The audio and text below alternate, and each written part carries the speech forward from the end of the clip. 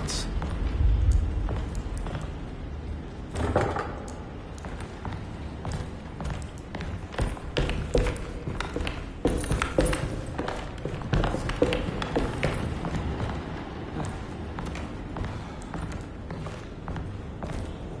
I need the key.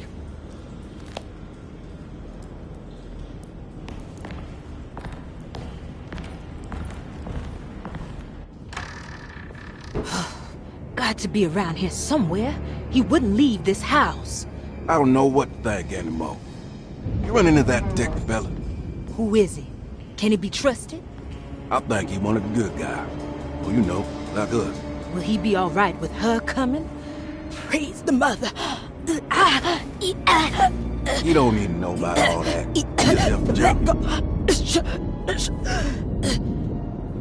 Just calm down. Ain't time yet. God, it hurts. As far as I can tell, Detective Comby seems to be solving problems, not causing them. Just be ready in case he starts anything.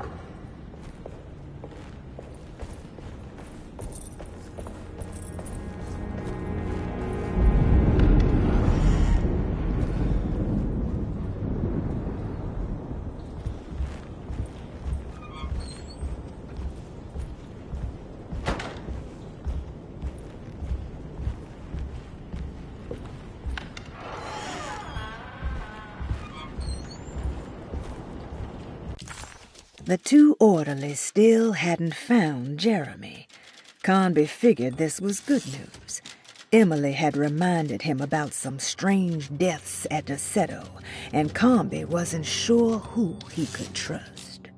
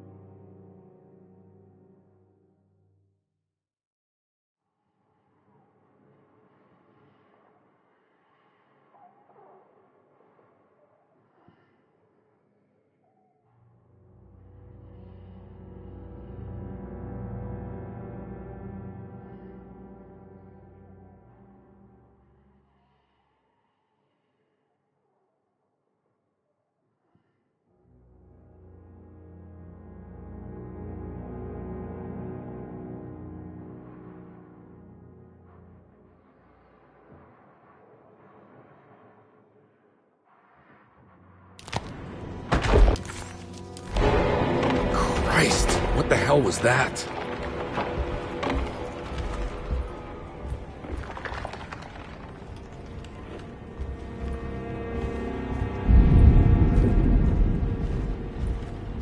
It's blocked.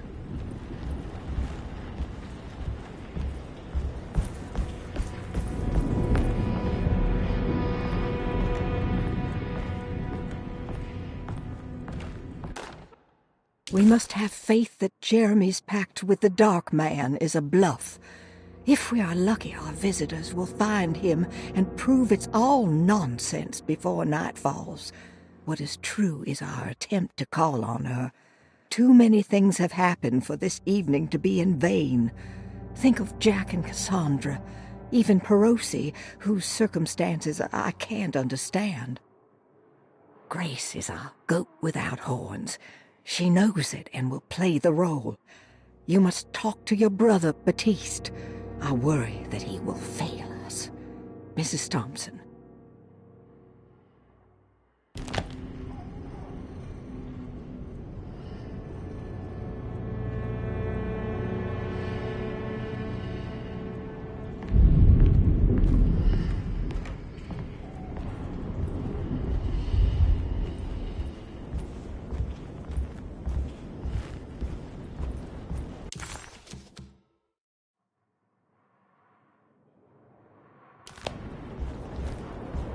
blocked.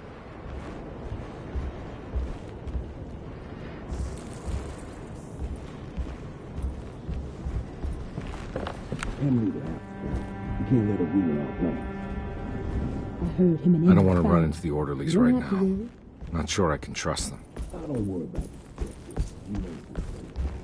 I think Dr. Gray might be in there. Perfect time to snoop around his office, then.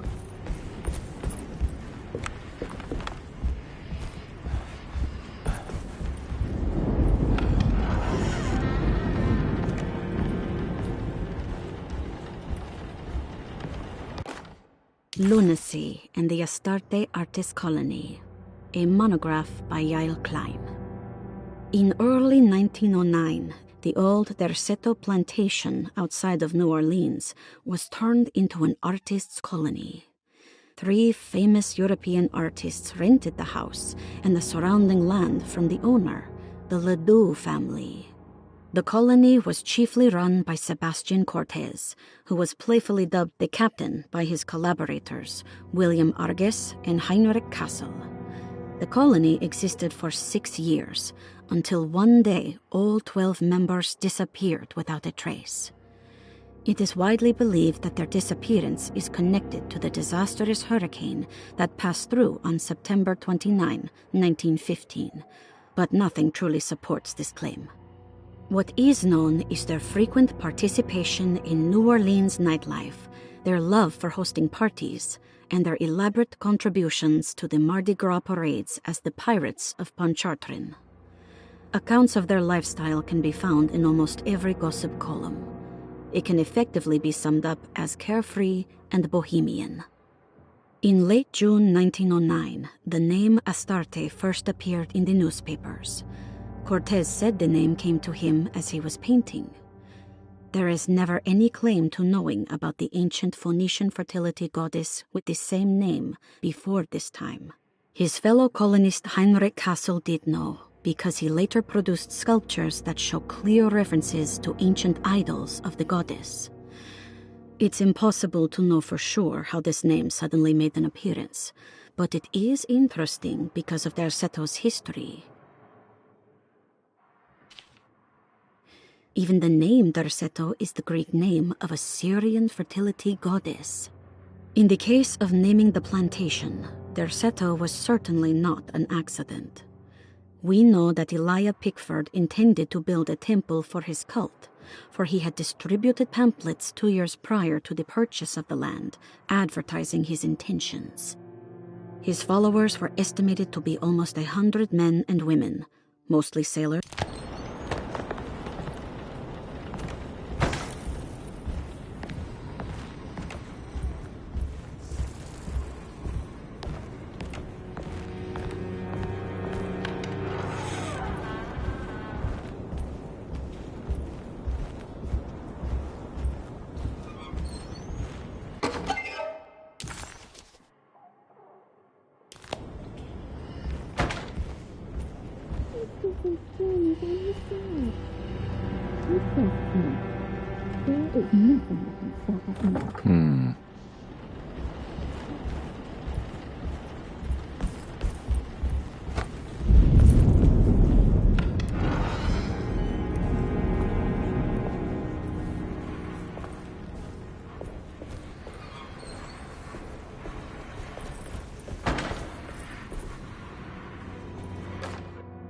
Mrs. Thompson, I understand the last week has been busy.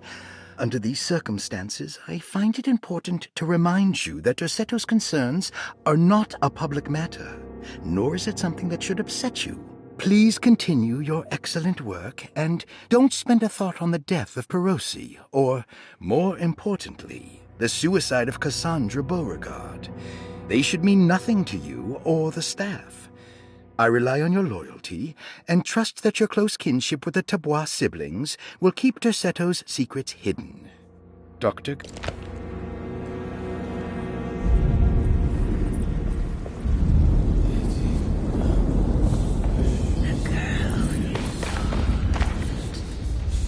What is that?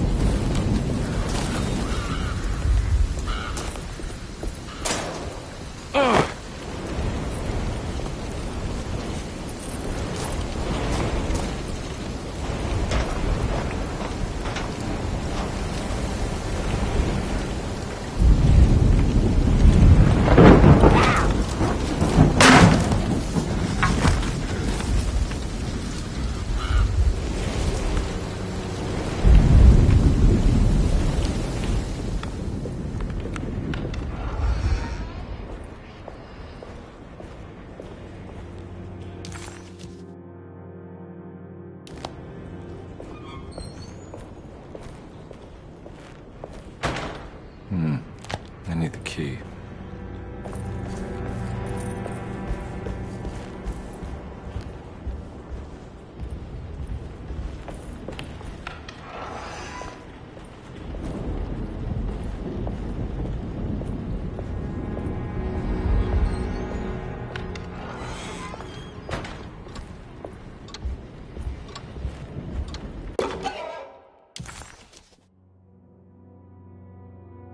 What a terrible thing to recognize that your betterment was an illusion.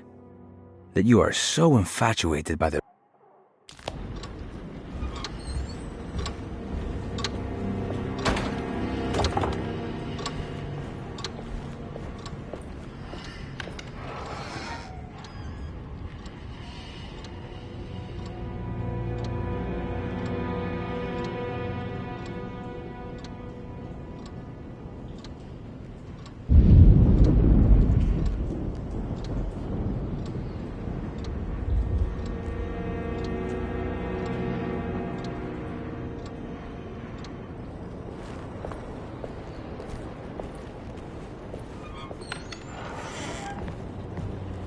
There must be a spare key to Dr. Gray's office in here somewhere.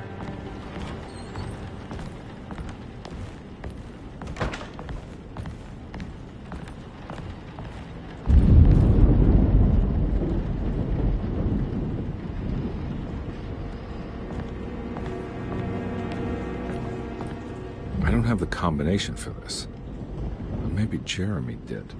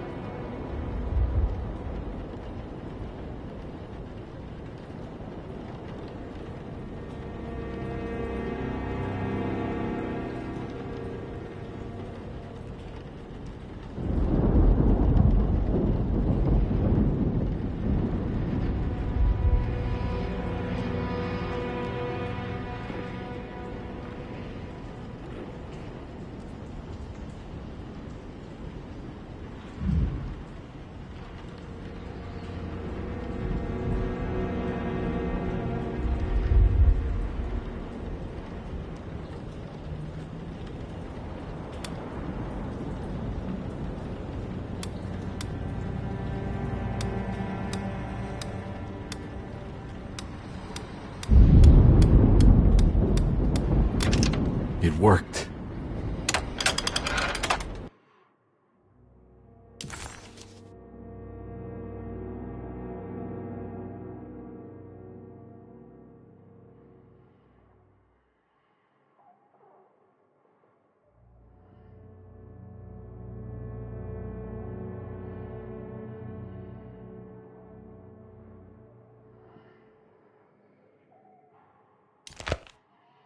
The last guest in the empty room suffered from severe maladaptation. I must write this down, because if I understand the condition sufficiently, it could make me deny this fact at a later date. and there is reason for me to think I may come to suffer the consequences from this dysfunction, as some who came in contact with the guest seem to adopt a new worldview in which everything was predetermined but broken. Upon accepting this worldview, some memories became unmanageable and later rejected. I do not know what this means. I cannot even remember the fate of the guest. I think they were simply misplaced one day and forgotten. Just like all documents pertaining to this guest, they have all been destroyed, or they never existed in the first place. Who wrote this? There has never been a guest in the empty room.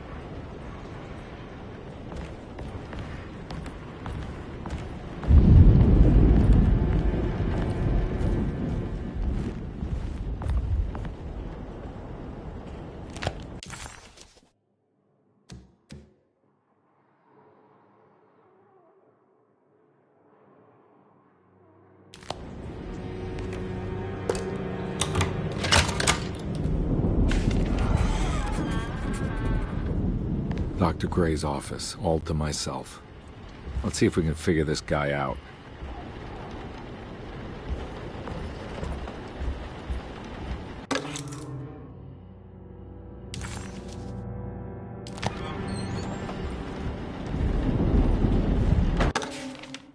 This is where McCarthy has hidden my favorite young. It's very important.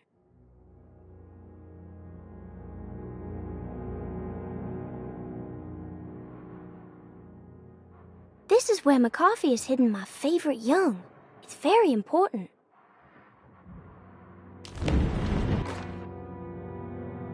I have finished tidying up Miss Beauregard's belongings. I will leave it to you to contact her agent and have them collect her things.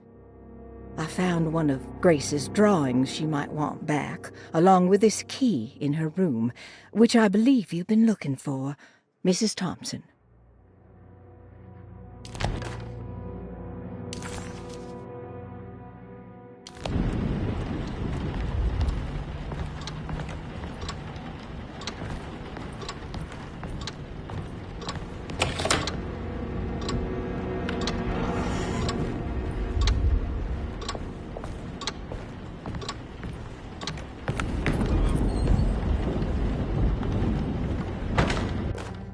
Dearest Dr. Manzetti, I find myself in a losing battle with my patient.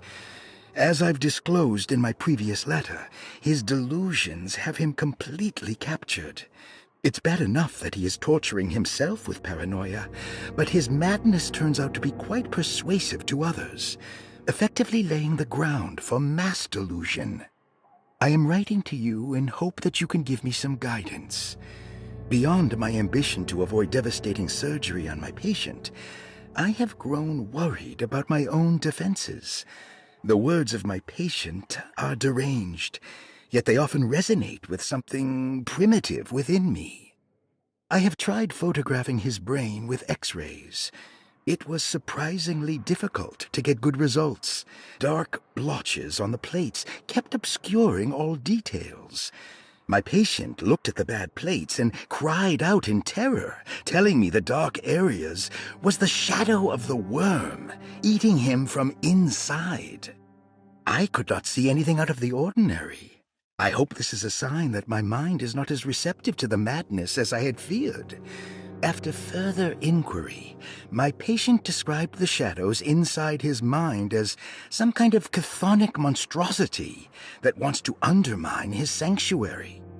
This is clearly a reference to a place he calls Teroea, a sort of library or convent that works as a psychological haven.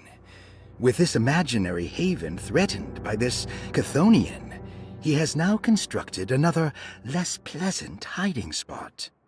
Lately, he has been bringing up a metaphor of a steamboat that has run aground, that he feels like he needs to start the engines and reverse, but he is afraid that the hole in the hull would cause the whole ship to sink. I've been watching him turn this metaphor into reality for the last week. He knows it's made up, but he is doubling down, trying to make it a real memory. I feel certain that this is my chance to break through the barriers of his self-deceit.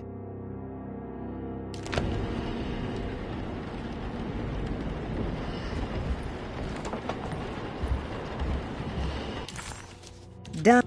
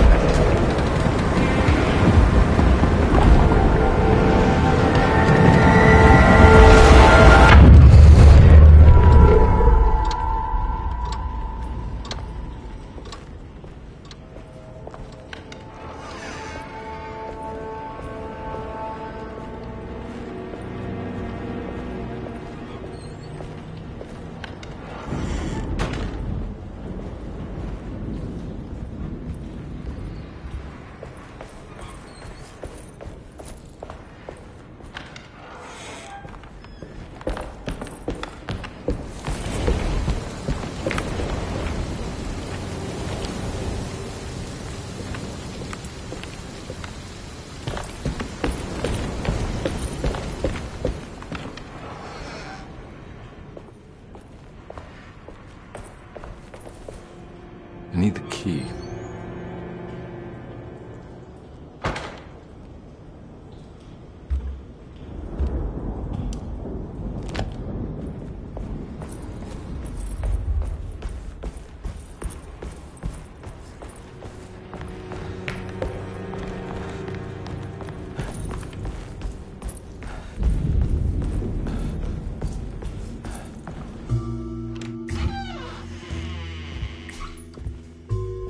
Detective Conby. Good to see you again. Solved your case yet?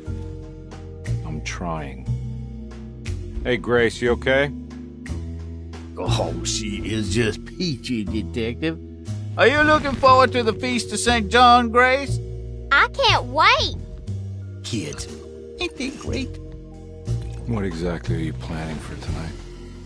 Oh, not much. We eat, we drink, we pay tribute to the wishing tree in the conservatory. The usual. Then why all the excitement? There is just something about tonight, something that's different. I think we all feel it. Besides, we got ourselves some new words for the prayer thanks to your buddy Jeremy. She'll come and turn the world inside out, and things will begin again. That sounds strangely threatening. You should come.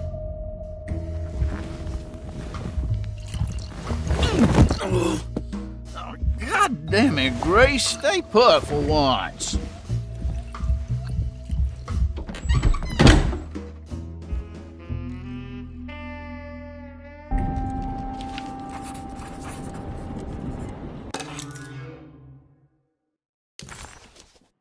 Better hold on to these. Wouldn't want them to get lost. There's something missing.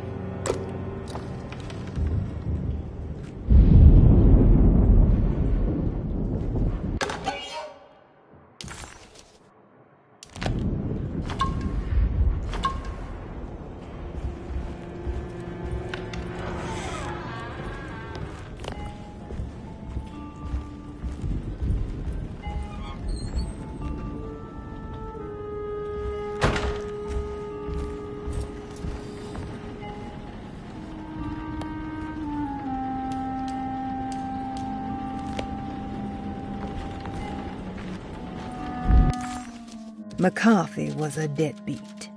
His mere presence annoyed Conby. It was like watching the worst version of himself mock him by simply being worthless. While Conby enjoyed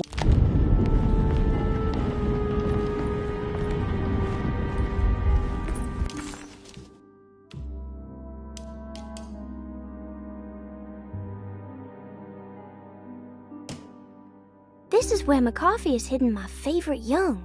It's very important.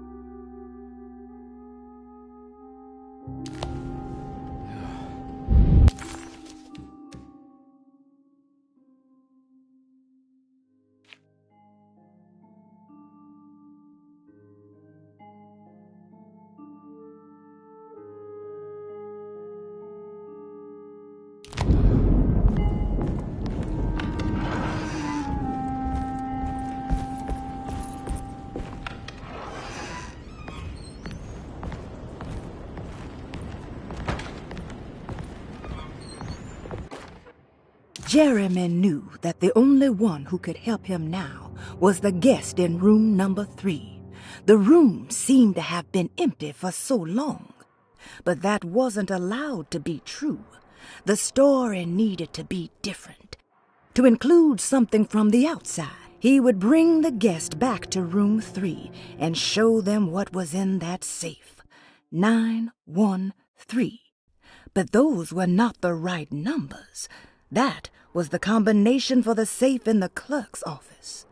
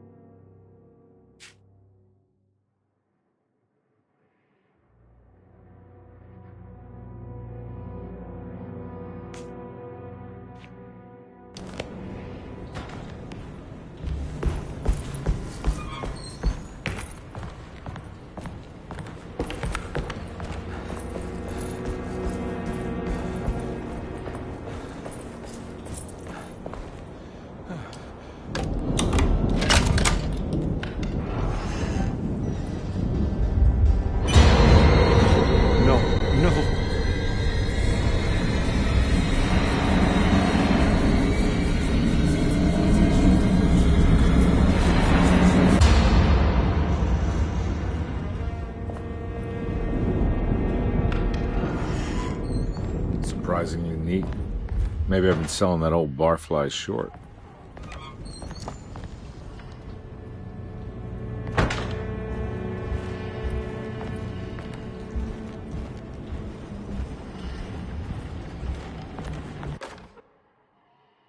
Sometimes I think this place makes me worse. That Derceto might be my grave. A coffin made of ostentatious architecture. A Taj Mahal for the drunk.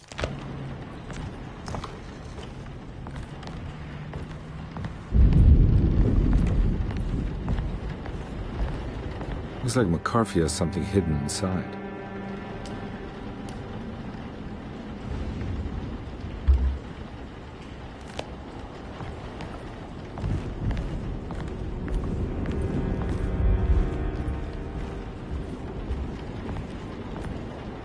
Looks like McCarthy has something hidden inside.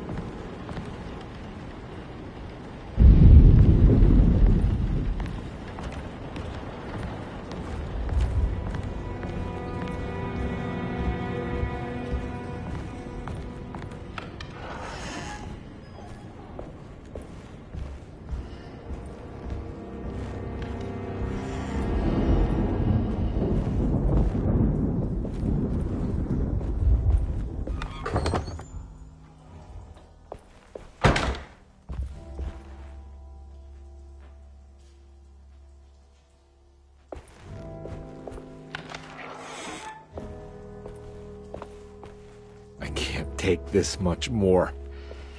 This has to end.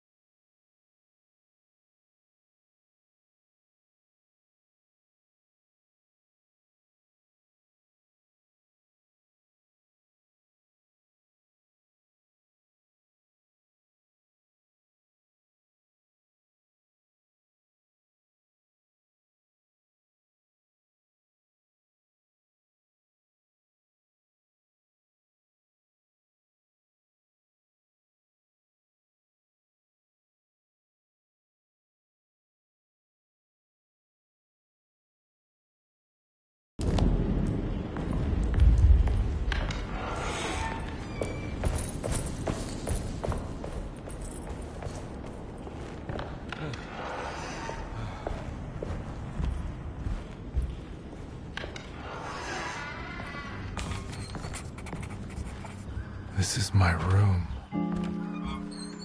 I belong here.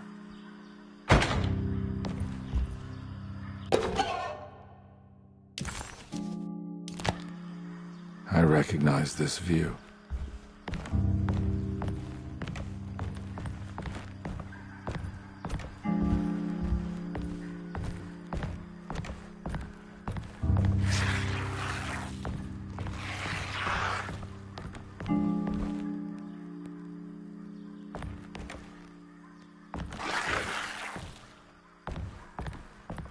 I know that number. Where's that from? I did this. I wrote that.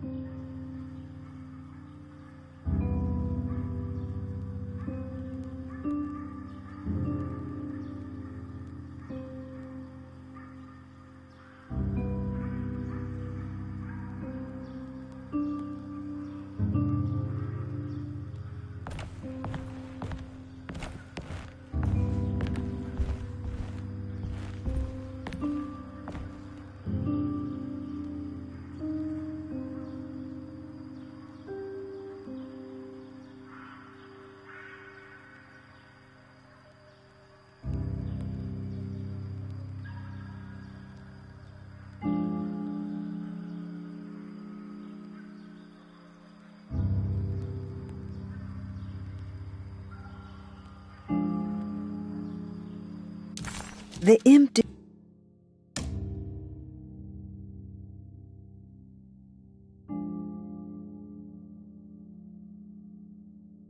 Louisiana State.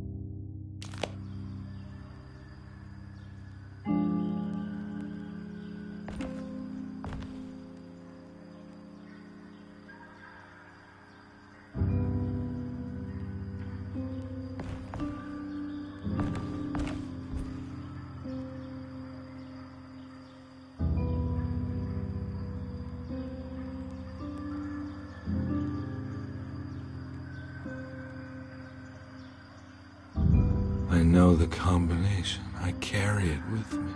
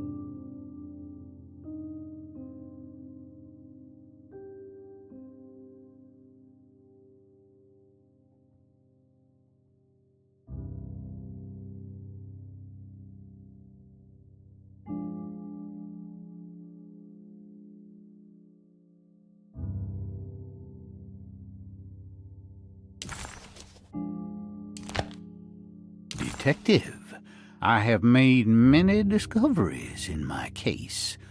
The child we want is safe, thanks to good people like me and you. We're so similar, but you don't see all the things I do. To find your man, Jeremy, you also need to look for the girl. It has always been that way. The young deliver us all. You should have a look in my room. There's a piece of the puzzle you will need. Take care now. My coffee.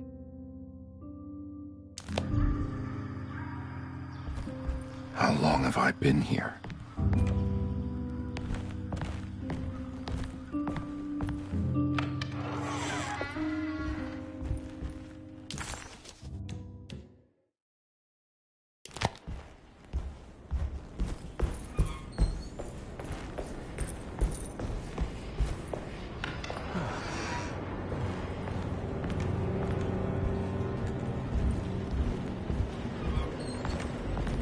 Looks like McCarthy has something hidden inside.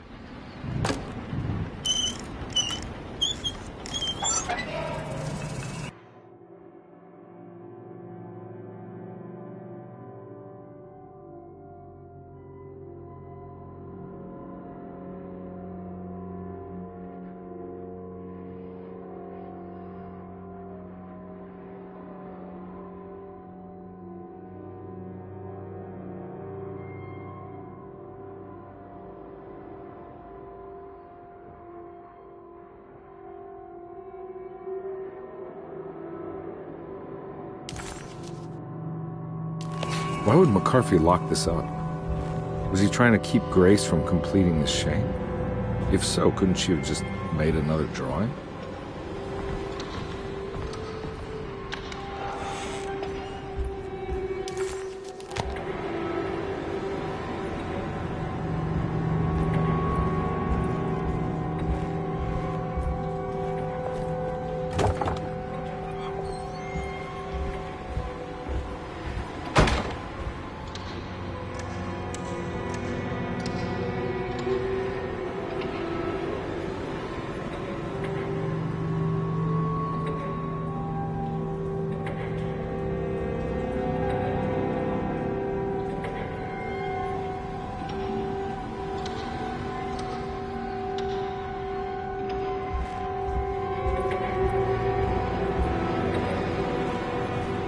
What the hell happened in here?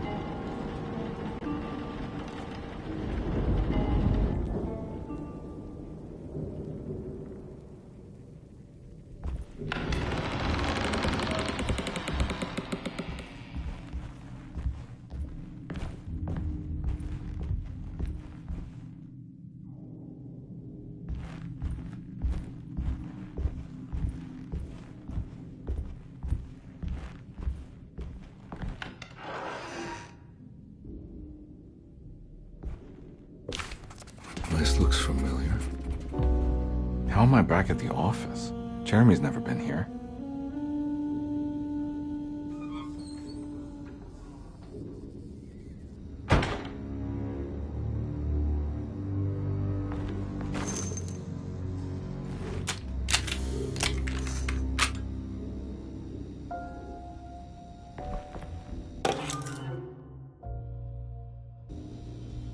That's me, isn't it? How long had it been since I drowned myself in drink and depression? It all felt so peaceful, slipping away into oblivion. A welcoming, dark voice wrapped around my mind like a heavy blanket. It turned off suddenly as I woke up from the sound of my office door closing shut. A messenger had left a telegram from Mrs. Saunders. She had a lead on where to find her husband and her kidnapped daughter.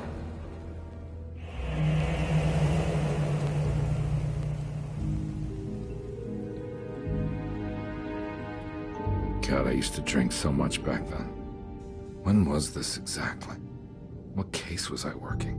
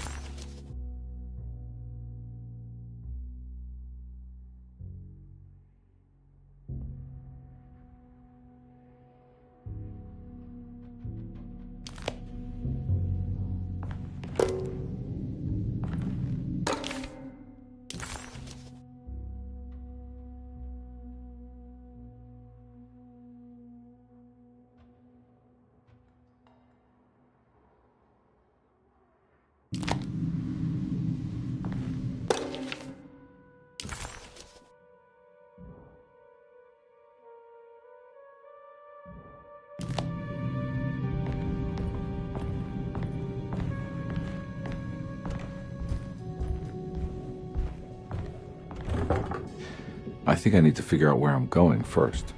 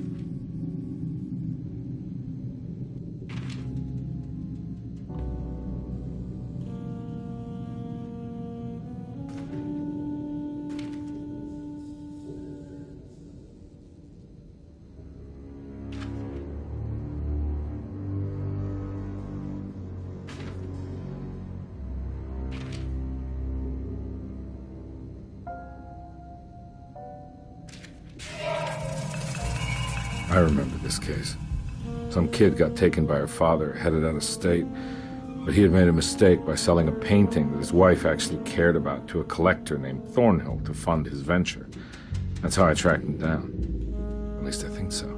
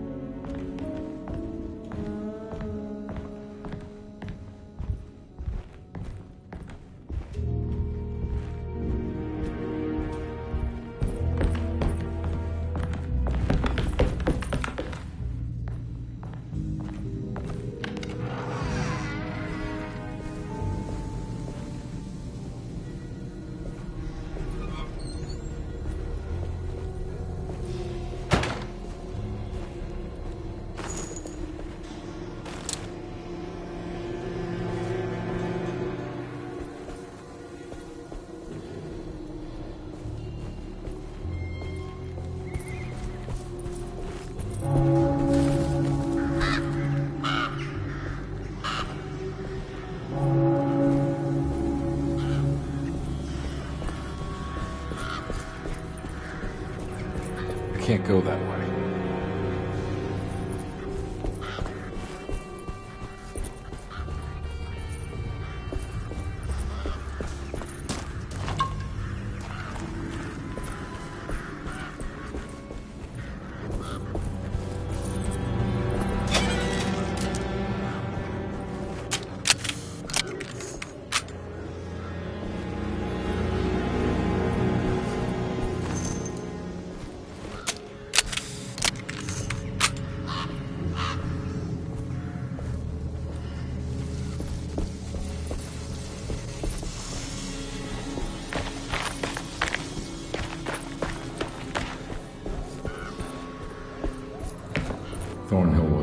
bad man, but he had principles keeping him from handing out information about his deals.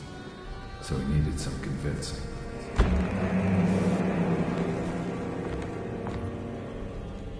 Well, every case can't be squeaky clean.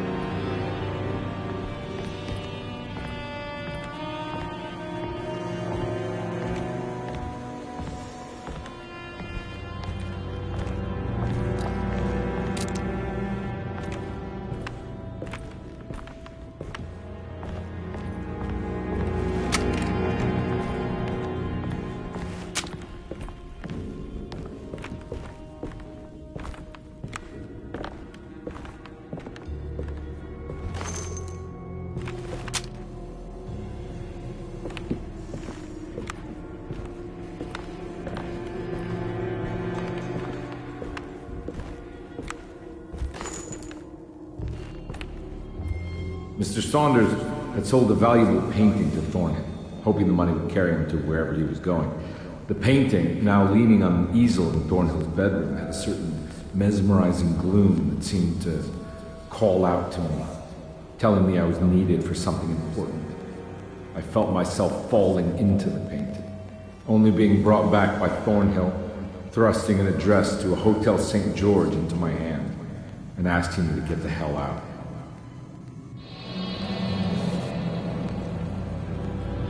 I don't remember this at all, but I can't say it didn't happen.